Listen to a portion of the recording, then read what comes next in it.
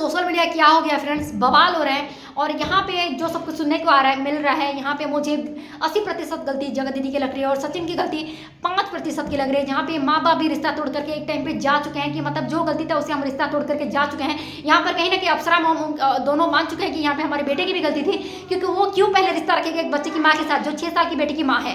क्यों आप रिश्ता रखोगे? आप तो उनसे छोटे हो ना, तो आपको तो दीदी दीदी बोल रहे थे, लेकिन किस तरह से आपके साथ गेम खेला गया, किस तरह से आपको अकेले मिलने बुलाया जाता था ताकि आप दिमागी तौर पर मतलब उनसे साथ पूरा जुड़ जाए, आपको उनकी आदत लग जाए और अपनी पत्नी से धीरे धीरे दूर हो जाए। और जैसे आपको उनकी आदत लग जाएगी तब बोलेंगे कि अपनी पत्नी को छोड़ो, मैं तुमसे शादी कर लूंगी।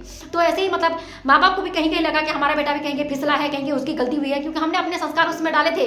लेकिन कहाँ वो अपने संस्कार को ही भूल गया कि मुझे ऐसे हरकतें नहीं करनी, अगर मुझे अकेले मिलने को बुलाया तो मैं क्यों जाऊँ, मेरी पत्नी है, मेरी शादीशुदा जिंदगी है, मैं क्यों जाऊँ।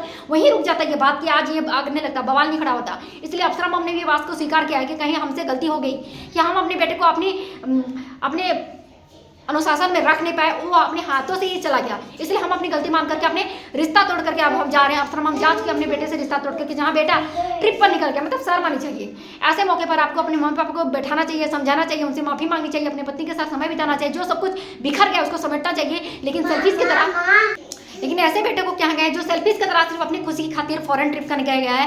ये नहीं कि पत्नी डिप्रेशन की दौर से गुजर रही है, अभी भी सब कुछ क्लियर नहीं हुआ है। उसे ये नहीं कि पत्नी के साथ समय बिताना चाहिए, वो सेल्फिश की तरह खुद को खुश करना चाहते हैं। ऐसे में खुद से परेशानी से भाग रहा है, मैं कहूँगी परेशानी से भाग रहा है। आप क्या बड़े इन्फ्लुएंसर कह रहे हो। मैं भी खुद हर ऑडियंस जो आपके साथ आज आपके पास जो मिलियन का सब्सक्राइबर है ना, वो किसकी बदौलत? ये उस ऑडियंस ने अपना कीमती समय निकाल करके आपके सारे ब्लॉग्स देखे, आपको सब्सक्राइबर दिए, तभी तो हुआ है। ये उस ऑडियंस की वजह से। और उसी ऑडियंस को आप ये सब दिन दिखा रहे हो कि जिसको वो फॉलो करते थे, जिसको किसी कोई मोटिवेट होता था, वो मतलब ऐसी हरकतें करे तो लोग आपको क्या ही मानेंगे। अभी तो मैं भी कहीं ना कहीं जो मानती थी, मतलब आइडियल मानती थी, मुझे सचिन भाई के ब्लॉग देखना बहुत पसंद है। आज मैं ही परेशान हूँ कि जिसे हम लोग मोटिवेट होते थे वही ऐसी हरकत करें तो कहें करें। ये तो छोड़िए, मतलब जो मैडम मतलब 6 साल की बेटी की माँ है, वो मतलब एक बच्ची की उसके अपने बच्चे की बाप बनाना चाहती, तो मतलब क्या ही कहें। आपको कहीं ना कहीं ये नहीं लगा कि सचिन तो आपसे 10 साल छोटा है, आप एक बच्चे की माँ है और ऊपर से 10 साल का तजुर्बा भी आपके साथ ज़्यादा है। आप अपने ब्लॉग में इतनी बड़ी बड़ी बातें करते हैं, कभी तो मैं भी हैरान हो जाती थी, इतनी मिच्योर जैसी बातें करती, वही ऐसी चीज़ों में फिसल जाए, बहक जाए तो क्या ही कहें। उसे तो आपको बोलना चाहिए था उल्टा कि तुम तो शादीशुदा हो, तुम तो मुझसे छोटे हो, ये सब वो तो दीदी दीदी बोल रहा था ना, तो पहल तो आपने करी होगी। जानबूझ करके उसे अपने जाल में फंसाया। सचिन जैसे बोल रहा था मतलब ये लालची औरत तक बोल दिया। मतलब हमारे गृह प्रवेश में जब आई थी तब घर वर देख के गई, तभी इसके मन में ये फूट रहा है कि मतलब तुम्हारी पत्नी तो तुम्हें खाना अच्छे से बना कर नहीं देती, तुम्हारी तो अच्छे से सेवा भी नहीं करती, मैं तुम्हारी पत्नी होती ना चरण धो के पीती।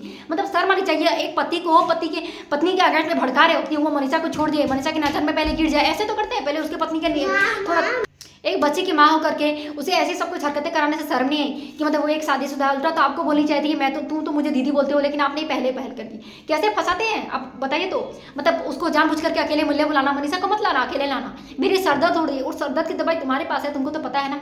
मतलब 6-7 बार उसको मिलने बुलाना कि आपको उसकी आदत हो जाए, है ना।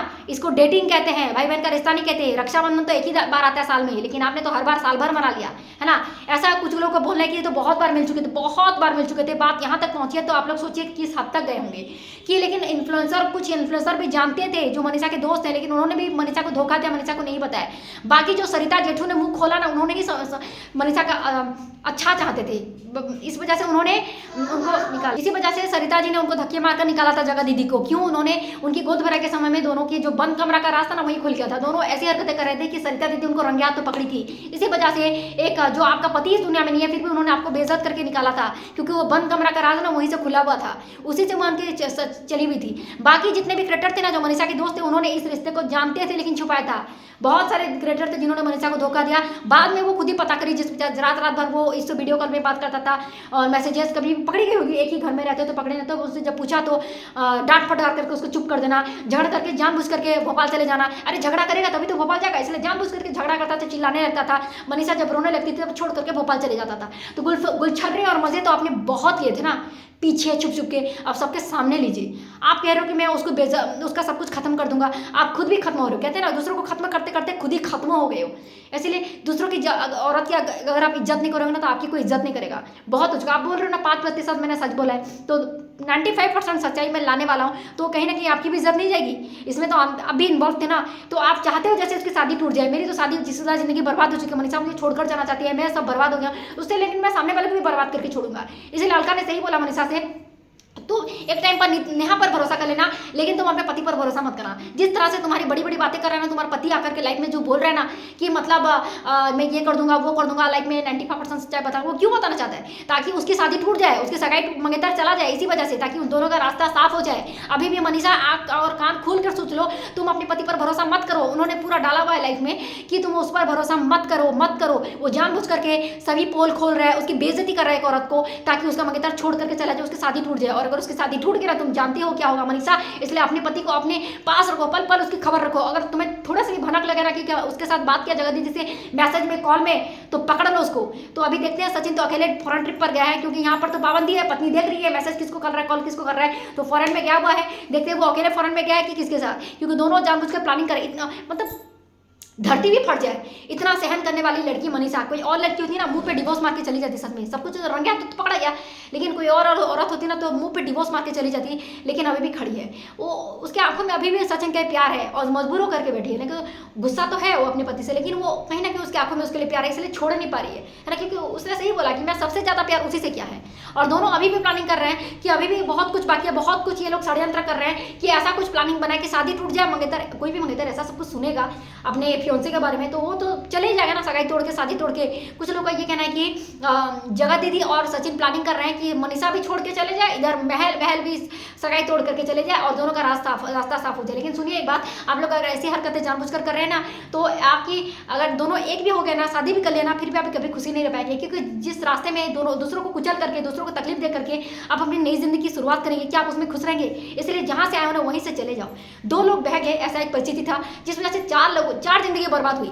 चार जिंदगी अगर बर्बाद हो रही तो ऐसे रास्ते में जाना क्यों? इसलिए मैं कह रही हूँ अभी भी समय वापस लौट जाओ। कुछ लोग का ये कहना है कि महल और उनका मंगेतर जो है, महल और सचिन मिले हुए हैं और दोनों ने पकड़ करके जगह दीदी को एक्सपोज किया है। और सचिन जो है ना महल से मिला हुआ है, क्योंकि उन्होंने जिस तरह से उन्हें धोखा दिया, उसको बुला करके बार बार उसको मैनिपुलेट किया, उसको आदत लगाई, और फिर जब जाल में फंस गया लड़का तो बोले कि अपनी पत्नी मनीषा को डिवोर्स दो। इस वजह से वो महल से कॉन्टैक्ट करने लगा सचिन, और महल से जब बातें हो रही, महल तो बहुत अच्छा इंसान है, उन्होंने भी जब बातें की, दोनों ने जब बातें की, किस तरह से जो कहते हैं ना एक ही टाइम पे दोनों लोगों से बात करना, डुअल पर्सनालिटी, इसे ही कहते हैं चीट करना। तो जब पकड़े गए तो ये कहना कि महल और सचिन दोनों ने जगह दीदी को एक्सपोज किया है कि आज वो कहीं का नहीं, ना घर का ना घाट का।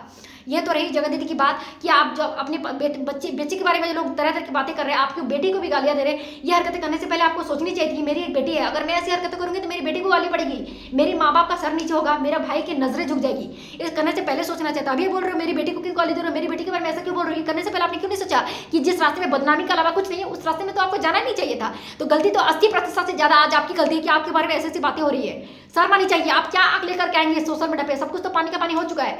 और क्या ही कहूँ, मतलब उस बच्ची को भी बड़े होकर के शर्म आएगा कि माँ तेरे बारे में ऐसा ऐसा बोलते थे लोग, क्या बोल रहे हैं लोग, मेरे आपके बारे में ऐसा ऐसा बातें बोल रहे हैं, मुझे बुरा लग रहा है माँ, क्या आपने सच में ऐसा किया था? तब आपको कैसा लगेगा अगर बच्चे आपके बारे में ऐसा सवाल कर देती तो?